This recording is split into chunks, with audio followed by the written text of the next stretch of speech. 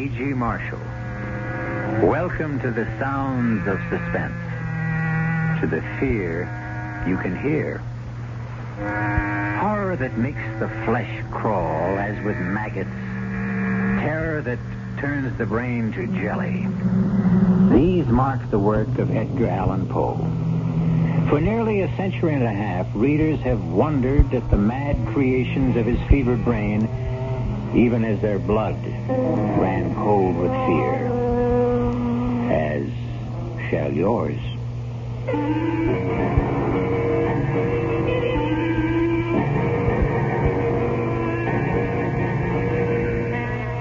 Our mystery drama, The Fall of the House of Usher, was especially adapted from the Edgar Allan Poe classic for the Mystery Theater by George Lothar and stars Kevin McCarthy.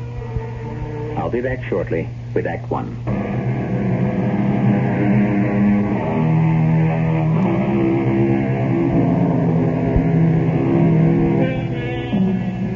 I must warn you that there lies ahead for you a tale so gruesome that when it ends, you will know beyond doubt that never in your life before have you experienced such revulsion. Are you prepared for this? Come then to a certain room where a man named Gabriel Mannering sits writing in his diary. A certain room in the House of Usher. I sit here writing this diary, when in truth, were I not a fool, I should have already departed this frightful place. Already I have sensed such horrors in these first hours of my visit that I tremble at the thought of what may be in store for my friend Roderick Usher, and for me. During the whole of this dull, dark autumn day, I had passed on horseback through a singularly dreary tract of country, and at length found myself, as the shades of evening drew on, within a view of this bleak and melancholy house, the House of Usher. I felt at once an iciness, a sickening of my heart, and wondered what it was that so unnerved me. I was soon to find out.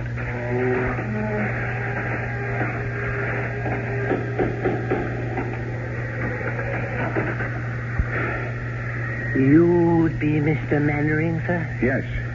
My master waits you. One moment, my horse. We'll be well cared for, sir. Oh, that carriage standing there. That black carriage? Is there another visitor? Only the doctor. He is attending Miss Madeline. This way, sir. Thank you. Follow me now, sir. Oh. We turn here, the passage on our left.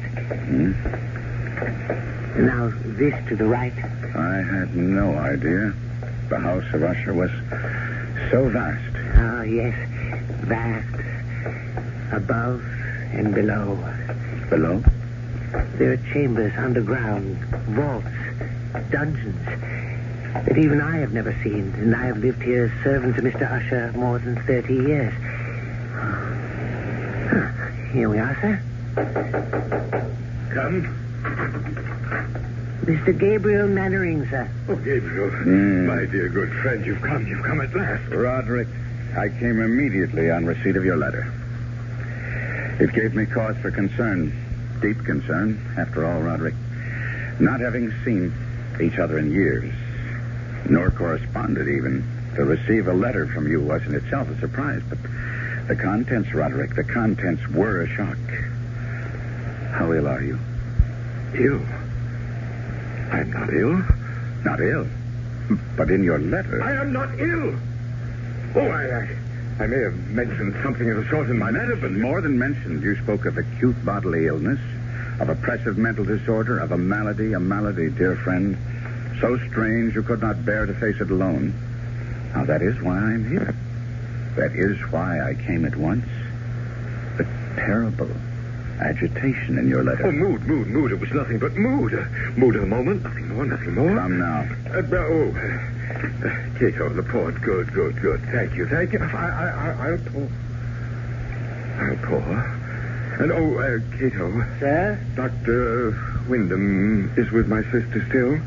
Yes, sir. I would speak with him before he takes his leave if he feels I can bear to... Sir? Nothing. Nothing. Just say I wish to see him. Yes, sir. The vintage Port Gabriel. You'll enjoy it. Its aroma, its fragrant bouquet will delight your nostrils. Its taste will fall sweet on your tongue. Your health, good friend. And yours, Roderick.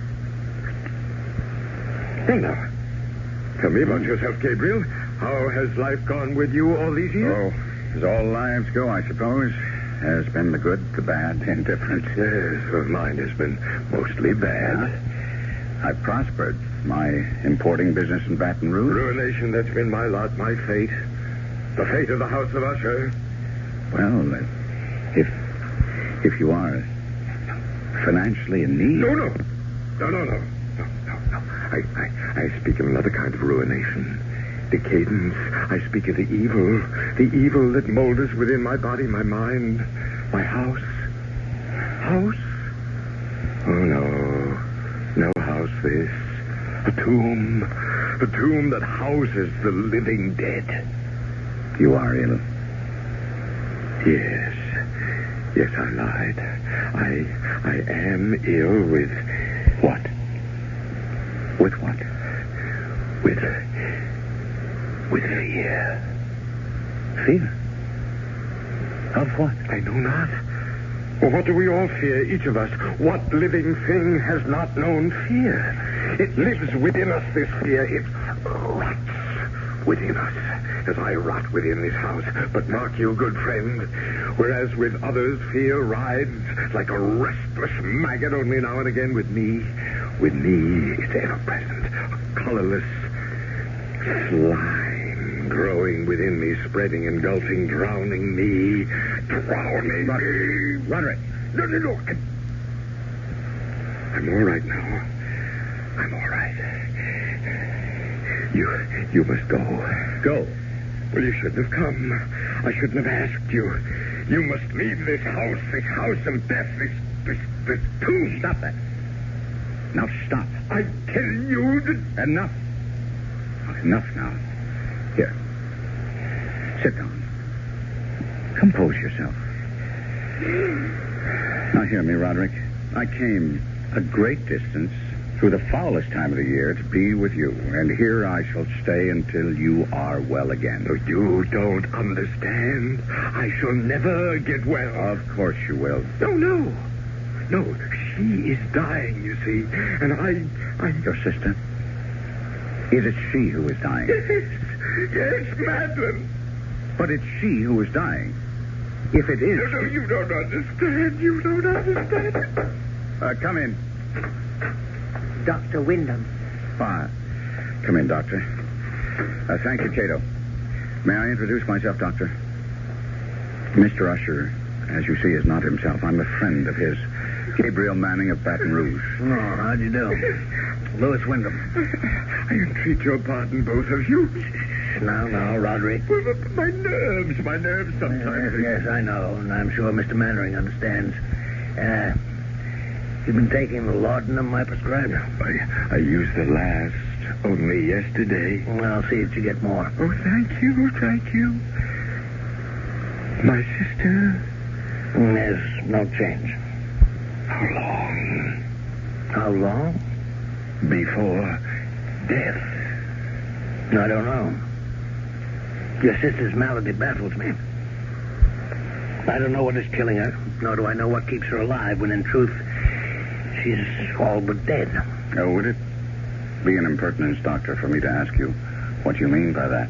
Well, no, Mr. Mannering. Quite simply, there have been times when Miss Usher, Madeline, has been devoid of all vital signs. Well, by this, I mean I've been unable at these times to detect a pulse, blood pressure, any respiration whatsoever. Yes. And yet, moments later, she's opened her eyes and returned to the world of the living. Strange. Yeah, I've encountered nothing like it in years of practice. It's not too far from the truth to say that she is dead, and yet she lives on. Yes. Like the house itself. Now, Roderick, you mustn't harp I tell on... you, we are like this house. My sister and I, we are this house. The house is us. The house is dead, and yet it stands. Your aberration about this house... It is no aberration. It's the truth. The House of Usher crumbles, yet it will not fall. Madeline is dead, yet she will not die. And as for me, oh, heaven, the horror that awaits me. I'll send the laudanum as soon as possible, Mr. Mannering. There's little else I can do. Yes, I have other patients to attend. Thank heaven it's a moonlit night. I have many miles to travel. Good night. Good night. Roderick. Yes. Roderick, I want to help you in every way I can. That's why I'm here. But now, you must do your part to help yourself. What do you mean? Well, I could be wrong, but it seems to me you let yourself go to pieces all too easily. This talk, this wild talk of your sister Madeline being dead and yet alive. Well, now, that's nonsense, you know. No. Yes, well, I'll agree with you with one thing, and one thing only. In a way, you have become this damnable house. No healthy, sane man could live here for long without beginning to lose his sanity, without serious damage to his nervous system. I've never seen such gloom, inside as well as out. This very room reeks of dejection, despondency, undusted cobweb furnishings, black drapes covering the window. Here, let me throw them back and at least get some moonlight, if not sunlight, into this place. There. That's... Roderick. What is it? There's a graveyard. I can see it in the moonlight. The family graveyard, yes. Who would be walking in it at night? What do you say? Well, where do you see that? There. Amidst the headstones. Oh. It's Madeline. What is she doing out there? Well, we'd better go and find out. Good Lord. In the doorway. What is it? Madeline! Am I that horrifying to look upon? Dear brother.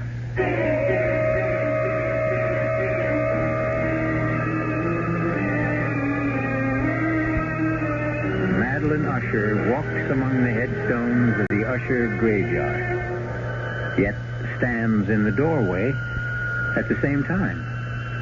Does her spirit walk abroad? Is she that close to death? I'll be back shortly with Act 2.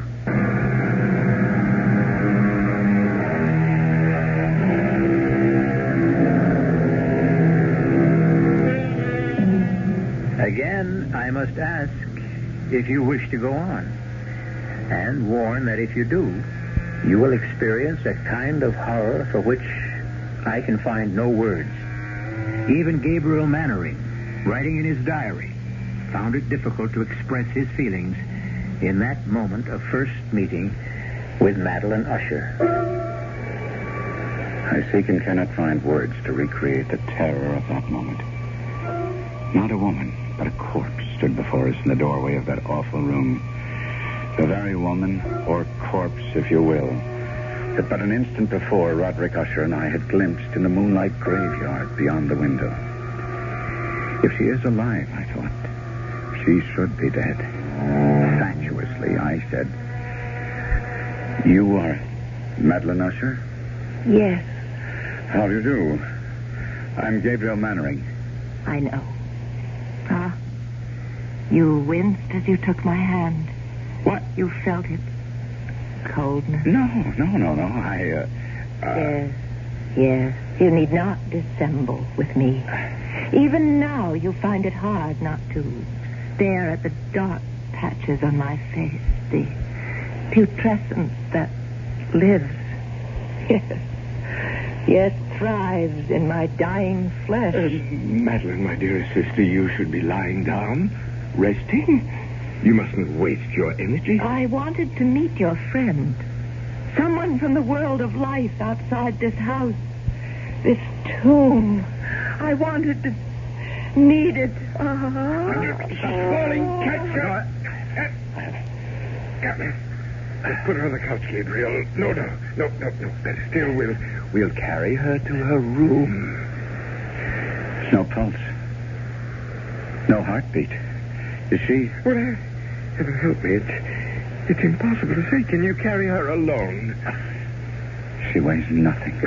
Follow me, then. Oh, what evil stalks the House of Usher. Help us, dear Lord, please help us. Put her down, Gabriel. Gabriel. In what? In that? It's her bed. A coffin. But nevertheless, it is her bed. It's where she rests and sleeps. And haven't you noticed? What she's wearing isn't a nightdress. A shroud. Yes. She's been ready for her burial for nearly a year now. Oh, look. See? Her eyes are fluttering. I'd have taken my oath she was dead. Not yet. Not yet. Oh. Gabriel, my friend, come. Well, you don't leave her like this, alone, no company to cheer her when she wakes. She may not waken again today. She may not waken again. Come? No? Oh, wait. There's something about her. Something in her face that... It reminds me... Well, of course, it's you. Oh, you see, then? The family resemblance. It's obvious. In spite of what the intimacy of death has done to the face, the resemblance is still there. It's more than a resemblance, Gabriel. What do you mean? Well, we are twins.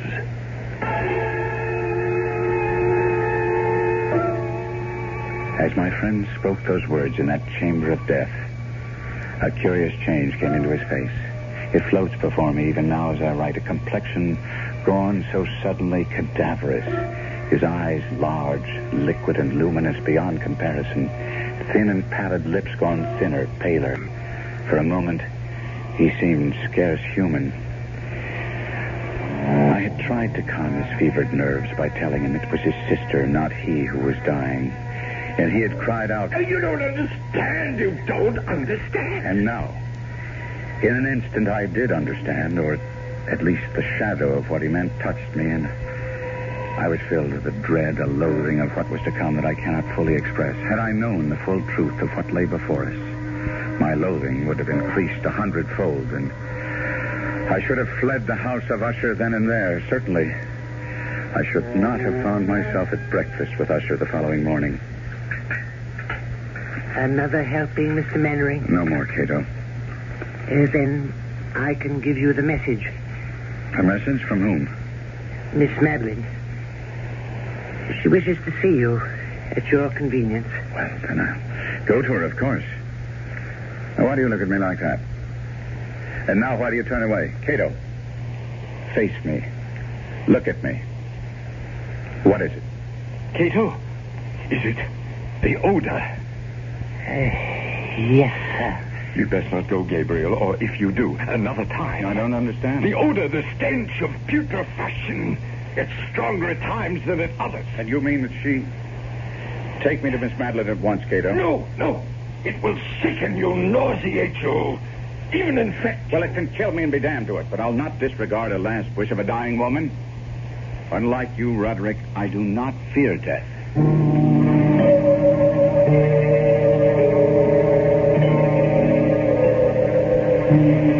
Miss Usher? Madeline? Are you too tired to speak now? No. Would you prefer I came back another time? No. How good of you to come at all. It's a privilege to be of use to you. A favor. I wish a favor. Anything in my power. I want to die. I'm in such pain and I want to die, but I cannot. Cannot? I'm afraid. There's nothing to fear. Death is only sleep, dreamless sleep. No. Don't fear death. I don't fear. I fear. You fear what? Burial alive. Why would you have such a fear? What makes you think you might be buried alive? My mother. She? Promise me. Spare yourself. Spare yourself. You need say no more. I promise. I promise you that you will not be buried alive.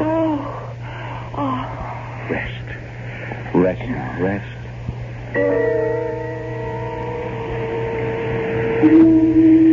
That is what you meant, Roderick, is it not?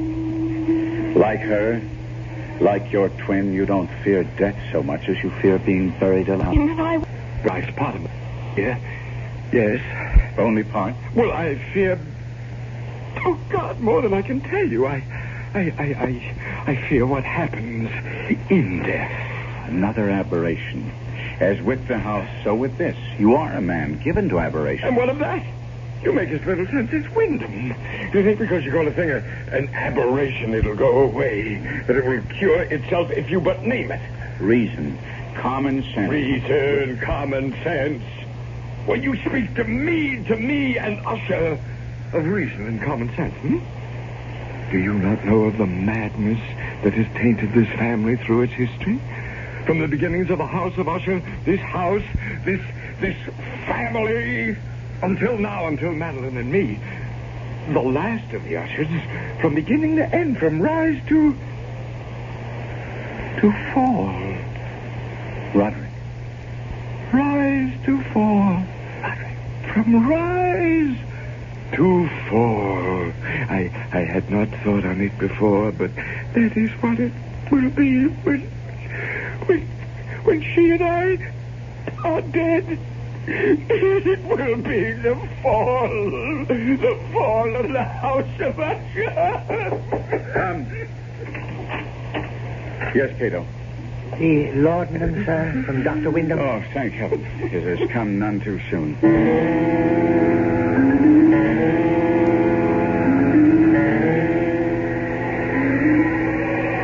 Mr. Mannering, sir.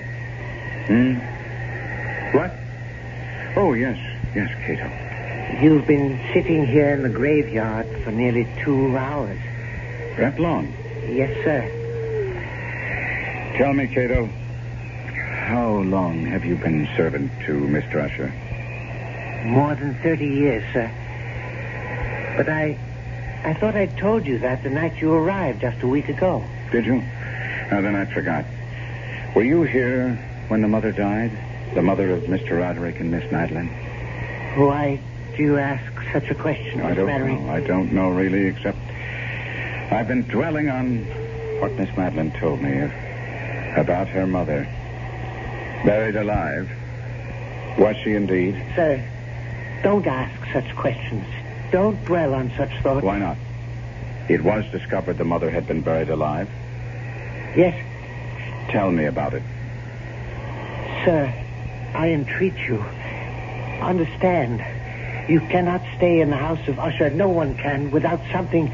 I know not what, but something evil taking possession of his mind, his spirit, his very soul.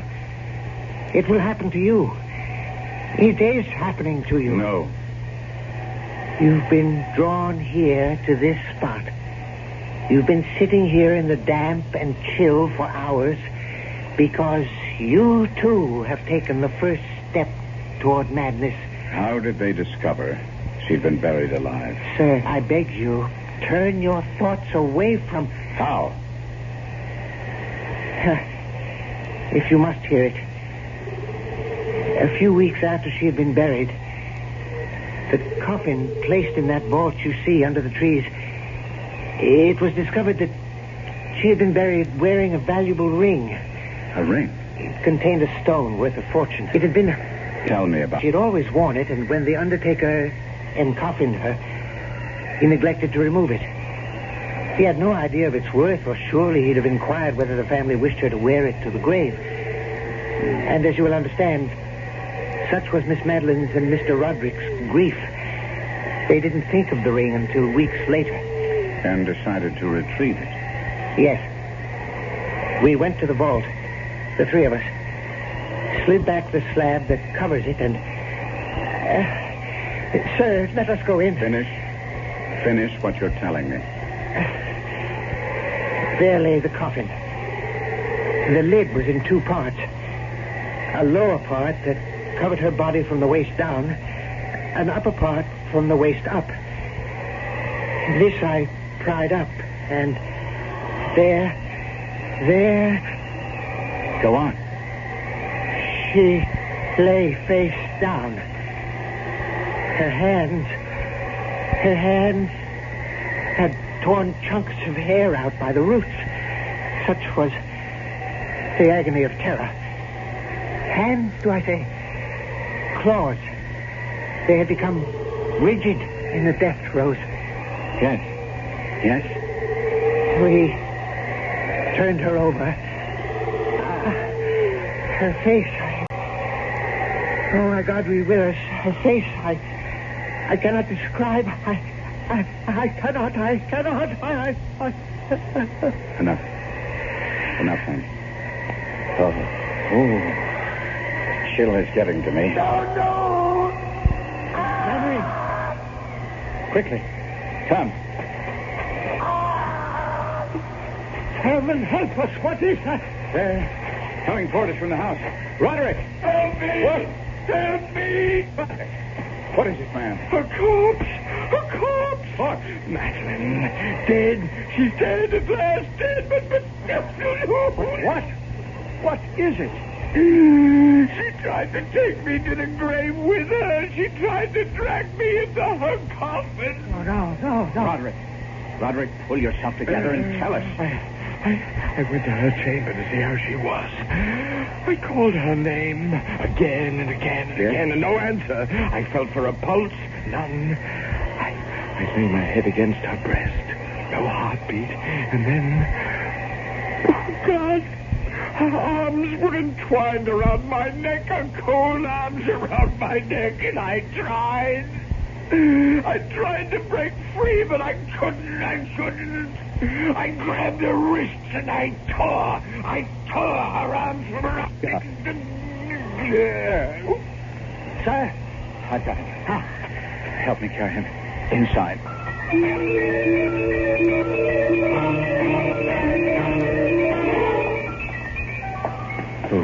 Oh, no. Now be calm, Cato. When Mr. Usher tore himself free, he must have dragged her half out of the coffin. Come. We must put her back in. Cato. I dare not touch her. Very well.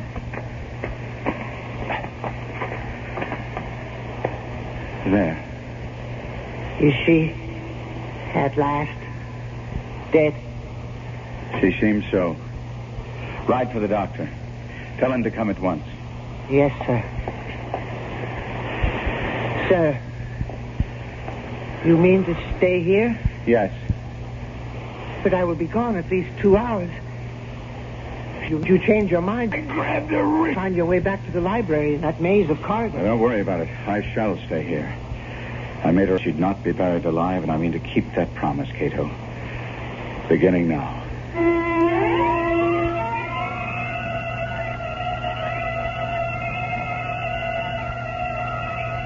Alone in that chamber of death, within the House of Usher, Gabriel Mannering seats himself beside the coffin of Madeline Usher to keep his vigil and his promise, and wonders if he himself may not be going mad.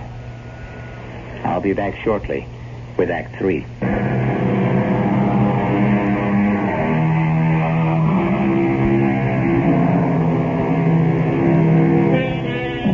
Terror so awful as to shatter the human mind haunts the House of Usher. Hangs like a shroud in the air.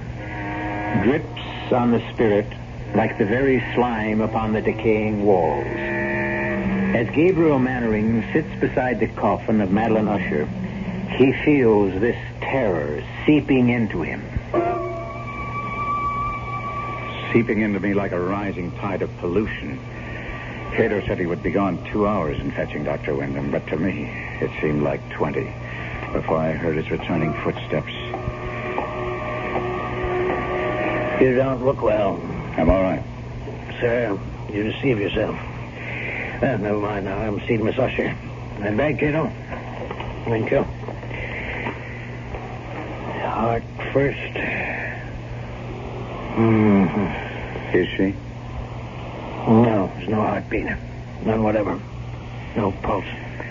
No vital signs at all. She is gone, then? Hey, Mr. Mannering, I've attended her in this strange illness for nearly a year. I've seen her in this state 4 times before. What's to be done? What indeed? Well, I would wait a few days at least, and then I should bury her. No. No?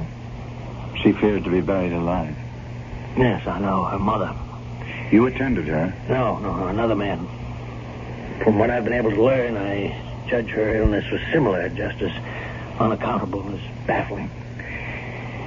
Well, Mr. Mannering, she did indeed fear the same fate her mother suffered, but I think that after, say, 3 or 4 days... I say no. At least a week. No, 2, even 3. You don't know what you're saying. You can't keep a body for 2 or 3 weeks. Especially hers. Why, especially hers? Well, look at her, man. Here. See? Under the skin of the cheeks. Those gray patches. She's partially decomposed already. I gave her my word, Doctor. I said we would make sure. There is an evil in this house. A sinister, malevolent thing that fastened itself on the Ushers years ago. And is beginning to fasten itself on you. Now, Doctor, now hear me out. I've not seen you in some days. The moment I came into this room, I saw it. I tell you, I saw it. The change in you. The sickening in you. I do not use this word lightly, Mr. Mannering. The insanity in you. You are right. I gave Madeline Usher my word she would not be buried alive, and she will not be. Now, I see that I cannot dissuade you. Very well. Do as you wish. And may God help you.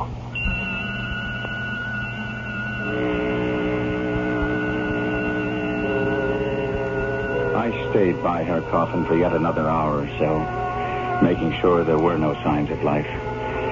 Then I returned to the library, led there, of course, by Cato, for I could never have found my own way through that maze of corridors and passages. I found Roderick Usher seated bolt upright in a wing chair, staring at I know not what. Roderick, I must talk to you. Do you hear me? Yes. Now, Roderick, as I told you, I promised your sister to take every precaution against her being buried alive. She is dead. I know it in my heart, my soul. I know it. I believe so, too. But we must be certain. Now, that presents a problem. Roderick, are you listening? Problem? Yes. Decomposition. If she is dead, she will decompose. And after a period of days, well, you could imagine. Days? Days of what? Of visiting her coffin, at least every 12 hours, say, to make sure she's dead. Are you mad? We must keep her body. 1 week, 2. And the question is, where? Where? We'll have to leave the coffin open in case she should regain her senses. On the other hand, if she is indeed dead, Well, there are vaults deep down beneath the house. We could put the coffin in one of those. Good. We'll do that, then. Yes. We'll do just that.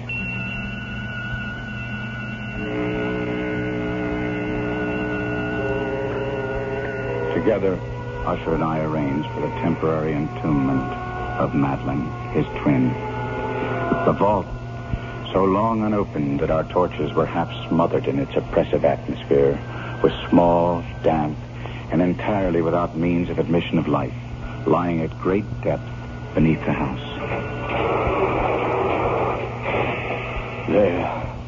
There, Gabriel. It is done.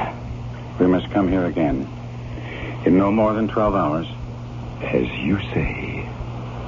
As you say. Before he wished only to bury Madeline, why had become so compliant, agree so readily with what I said.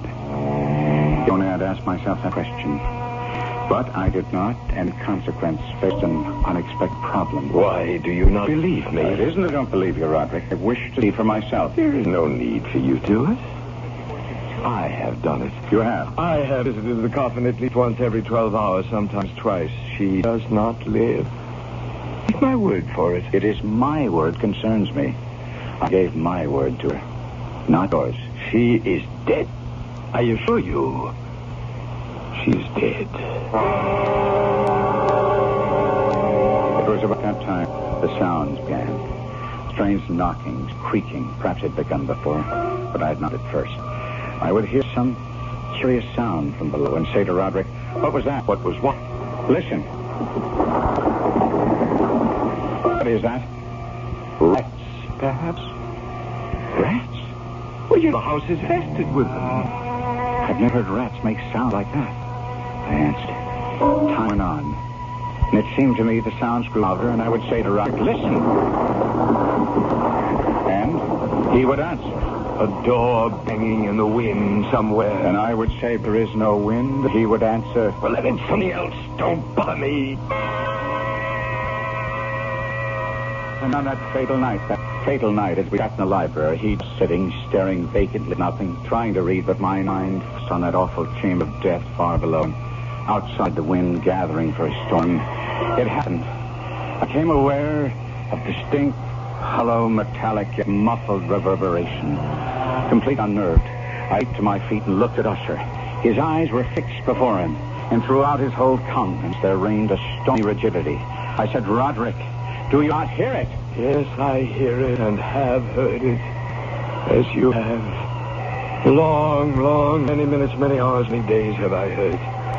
Yet I dared not speak. No, touch me not. I am accursed. For I heard the sounds as did you, but I dared not speak and dared not go. Not go? My God, are you telling me? That not once have I gone down to see. I dare not.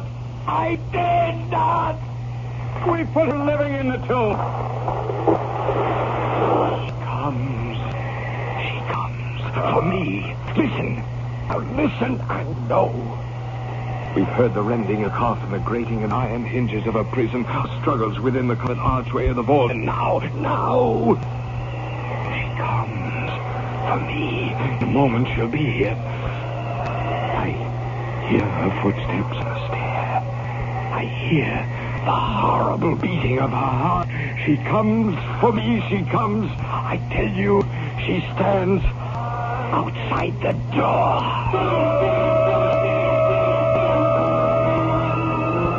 And as if in the superhuman energy of his utterance there had been found the potency of a spell, the huge antique panels to which he pointed drew slowly back. And outside those doors did stand the towering and enshrouded figure of Madeline. There was blood on her white robe, evidence of some bitter struggle on every portion of her putrefied frame. For an instant she remained trembling and reeling to and fro upon the threshold. And then with a moaning cry, fell heavily in on her brother. And in her violent, now final death agony, bore him to the floor. A corpse. A victim to the terrors of all he had anticipated.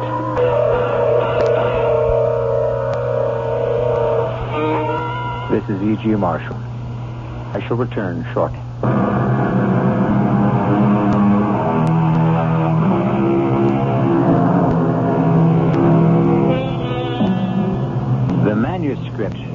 The fall of the House of Usher ends thus. I fled from the house, leaving all behind me. As I ran, I heard a sound so horrendous it made me stop and turn. My brain reeled as, looking back, I saw the mighty walls of the house burst asunder. And in a few moments, the moon, breaking through scudding clouds, a blood-red moon, revealed the end. The fall of House of Usher. Our cast included Kevin McCarthy, Arnold Moss, Marion Sotis, and Robert Biden. The entire production was under the direction of Himan Brown.